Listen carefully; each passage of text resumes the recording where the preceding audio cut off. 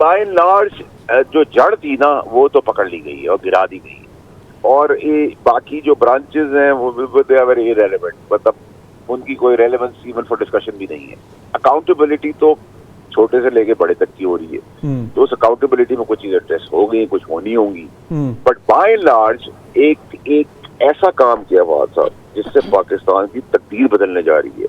और chief of army staff general Asim Munir साहब ने अपने इदारे का चीफ जस्टिस भी होकर दिखाया है कि मेरे इदारे से आज तक 75 साल में आपने कभी नहीं सुना DGISI हिमसेल्फ बहुत बड़ी चीज होता है ताकत के हिसाब में, लेकिन DGISI एज फैज हमीद इतना बड़ा इतनी पावर तो कभी आपने जिंदगी सुनी नहीं थी। हमने तो उसको कुर्सी पे टेक ऑन किया था, मुझे तो आपको पता है मैंने उसके खिलाफ बर्दाश्त भी बहुत सारी सजाएं की हैं, तकलीफों से गुजरा हूँ, लेकिन जो आज काम हुआ है वो पाकिस्तान को बचाने के लिए हुआ, पाकिस्तान की तरक्की के लिए है।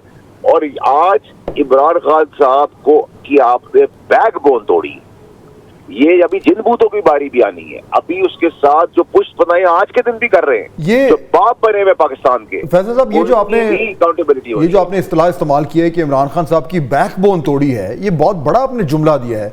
यानी आप ये कह रहे हैं कि ये आज के दिन भी, आज तक भी ये इमरान खान साहब की बैकबोन थे, वो कैसे? देखिए, ये जिन बूत और दीगर ब्रैकेट्स में दीगर इंपॉर्टेंट रिस्पेक्टेबल लोग जो हैं वो इस पूरे गैंग के ऑपरेशन के अंदर थे। इसमें 25-30 लोगों का बेनिफिट था, बाकी पूरा 25 करोड़ आवाम कहीं चली जाए। और ये उस वक्त भी इफेक्टिव थे, उसके बाद भी इफेक्टिव थे, और उसके बाद भी इन्होंने सारे जिस्म एक जान है। Let's put it this way, ये 15-20 आदमी को टोलेगा मिलाएंगे तो एक ही मिलेंगे। और आज इतना बड़ा सेटबैक है ये PTI के लिए कि इट्स एन अनबिलीव। अब होगा, अब एक दूसरे के ऊपर इल्जाम डालेंगे और चीजें खुलेंगी। इसका डायरेक्टली इसका इमरान खान साहब पे और उनकी सियासत पे क्या असर पड़ेगा फैज हमीद साहब की गिरफ्तारी का? जो MQM पाकिस्तान और MQM London, what I was predicting from before, this party is over in terms of, अगर वो आप MQM पाकिस्तान की तरह नेशनल फेडरल पार्टी को एक छोटी पार्टी बना देते हैं, बाकी पार्टियां भी छोटी सूबाइयत तक श्रिंक हो जाएंगी, लेकिन उस तरह तो मैं इसका रोल नहीं देख रहा। अभी तो प्रॉब्लम ये है कि कल परसों हफ्तों में आपको नजर आएगा कि PTI सब कुछ इसमें डालेगी। अभी ये ट्रोलिंग जो थी वो खत्म हो जाएगी, उसको एड्रेस करने के लिए अपॉइंटमेंट्स हो गई हैं, प्लान्स बन गए हैं, लॉज की एप्लीकेशन हो रही है, अप्लाई किया जा रहा है उसको, and very brilliant appointments, I must give that credit. और इसमें जो बाकी पॉलिटिकल पार्टी है, ऐसा नहीं कि वो बहुत नेक दूध के धुले हुए फरिश्ते हैं, वो भी ये सब कुछ यही चाहते थे, लेकिन उनको भी एक ऐसा सबक मिल गया कि आप सब अच्छे बच्चे बन के पाकिस्तान से सीधा सीधा काम करेंगे, इससे सियासी चोरियों में भी कमी आ जाएगी। ठीक, एक चीज का मुझे आखिर में जरा जवाब दे दें कि जिस तरीके से अभी आप डिस्क्राइब कर रहे हैं उससे लग रहा है कि फैज हमीद साहब जो है वो यानी लिटरली PTI को अगर चला नहीं रहे थे तो उनका बहुत बड़ा रोल था। जब वो ऑफिस में थे, जब वो ISI के सरबराह थे, बेपनाह इख्तियारात थे, तब तो समझ आ रहा था कि वो किस तरीके से मामलात को चला रहे हैं। अब वो रिटायर हो गए हैं, रिटायर होने के बाद उनके पास तो कोई इख्तियार नहीं है, कोई ओहदा नहीं है, कुछ नहीं है, तो फिर भी वो इतना ज्यादा असर और रसूख कैसे रखा हुआ था उन्होंने PTI के ऊपर? मैं आपको आसान लफ्जों में PTI के ऊपर नहीं, और बाकी जगहों पे भी उनकी बाकियात मौजूद है जिन्होंने उस टाइम पे अपॉइंटमेंट्स अपने इदारे के अलावा की हैं, क्लियरेंसेस दी हैं। मैं आपको इसको समअप कर देता हूँ। तो देखिए, आप एक एंकर हैं, अल्लाह ने आपको बहुत इज्जत दी है। मैं कितना भी बड़ा चैंपियन बन जाऊं, कोई भी सियासतदान आपके आगे चैंपियन बन जाए, आप घर जाके बैठ जाएं, क्या आपके अपॉइंटीज जो जूनियर आपने लगाए थे वो पोजीशन पे पहुंच जाते हैं?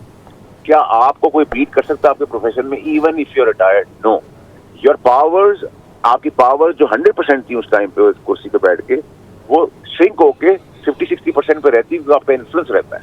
मैं आज वजीर नहीं हूँ जिस वक्त वजीर था, लेकिन आज भी मेरा इन्फ्लुएंस था उस वजारत के अंदर। ठीक है, तो आप इसी तरीके से ये ना समझें कि फैज हमीद या इमरान खान साहब या दीगर जो बाप बने हुए मुल्क के, उनके इन्फ्लुएंस नहीं, वो एक दूसरे की कमर के ऊपर शोल्डर्स पे कर करके जंप किए में ऊपर नीचे। वो एक की कमर संभालते थे, एक बैक संभालता था, एक नीचे संभालता था, एक फलाना करता था, एक धमाका करता था। तो it was a gang in operation against Pakistan. ठीक है फैसल वाडा साहब, बहुत शुक्रिया आपने हमें ज्वाइन किया। मैं तो आप लोगों को कई महीनों से बल्कि सालों से कह रहा था कि ये होना है, होना है, अल्लाह ने unfortunately I am out of Pakistan. लेकिन मैं आपको बताऊं कि देखें इस आदमी ने जब मैं खास खास कहता था उसकी बारी आएगी, उसकी बारी आएगी, उसकी बारी आएगी, और अच्छा। इसमें जितना आप अप्रिशिएट करें कि एक खास जो सियासी नहीं है, एक खास, मैं बार बार कहता रहा, और मैंने आपको कहा अरशद शरीफ का केस खुलेगा, 9 मई का वाकया सॉल्व होगा। जिस आदमी ने इदारे को नुकसान पहुंचाया, मुल्क को नुकसान पहुंचाया, सियासत को नुकसान पहुंचाया, उस आदमी, ये गैंग है, इसमें तरीके इंसाफ उसके पानी। आज से आप देखेंगे, मेरी एक और प्रेडिक्शन है कि आप गोले गंडे की तरह, उर्दू में बता रहा हूँ तो जरा समझ सकें लोग, मीठे अलग अलग कलर के लोग भी के नजर आएंगे, फैज हमीद को डिसोन करेंगे, अपनी चीजें भी उस पर और मजीद थोपेंगे, और ये शुरुआत। और अभी कुछ लोग ऐसे हैं जो मुल्क के बाप बन के पुष्ट पनाही कर रहे हैं आइन और कानून से बालातर होके, जबकि उनकी अपने केसेस हैं, उनकी अपने डीमेरिट्स हैं, किसी की डिग्री जाली है, कोई अपने बच्चों को कत्ल गारत को फैसिलिटेट करा रहा है, कोई टैक्सेस के अंदर इन्वॉल्व है, कोई शराब के अंदर इन्वॉल्व है, वो भी लोग एड्रेस होंगे। अभी ये गैंग पूरा बर्स्ट नहीं हुआ, इस गैंग का पाकिस्तान का सबसे बड़ा बुत तोड़ा गया है, और इसमें सारा क्रेडिट आपको army chief general Asim Munir साहब को देना चाहिए कि उन्होंने जस्टिस करके दिखाया है कि पाकिस्तान और पाकिस्तान से बालातर कुछ नहीं है। DGISI हिमसेल्फ एक बड़ी चीज होता है पावर के महवर में अगर देखें, और फैज हमीद जैसा DGISI तो इम्पॉसिबल है, ये कभी आपने प्रेसिडेंट देखा ही नहीं है कि फौज ने अपने इदारे के अंदर अकाउंटेबिलिटी की हो। तो हम बहुत फॉर्चुनेट है कि हमें एक ईमानदार आदमी मिला है जिसने आज बुनियाद रखी पाकिस्तान की प्रोग्रेसिव तरक्की और पॉजिटिविटी के लिए। अब आपको एनालिस्ट, आपको वीलॉगर्स, आपको मुल्क को बदनाम करने वाले लोग, आपको पॉलिटिकल पार्टियां दीगर जो हैं, वो सब अच्छे बच्चे बन के दिखाएंगे आपको।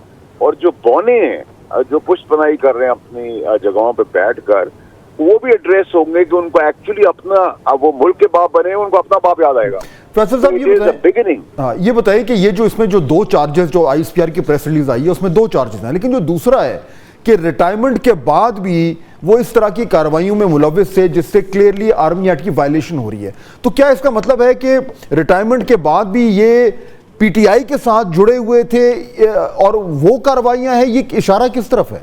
मैं तो बड़ा हुआ था आपके शोज में भी और बाकियों को भी बता चुका हूं कि ये जिनबूत, फैज हमीद और बानी और PTI, ये सारे जिस्म और एक जान है, इसमें कोई चेंजेस नहीं। इसके अलावा और भी लोग हैं, वो लोगों का भी अभी होगा इंतजाम, जो कंटेनर्स में फोन कर रहे थे, जो बता रहे थे कि हम भी बैठे हुए हैं और आज भी बाप बने हुए हैं। मैंने आप ही के शो पे कहा था कि आप देखेंगे रिजर्व सीट्स के ऊपर असेंबली नेशनल खड़ी होगी, सेनेट खड़ी होगी और प्रेसिडेंट का रोल होगा, इफ यू रिमेंबर। वो हुआ। मैंने आपको कई महीनों सालों से मैं आपको बता रहा हूँ कि ये होना है, खास के साथ होना है। और अभी अरशद शरीफ का केस भी खुलेगा।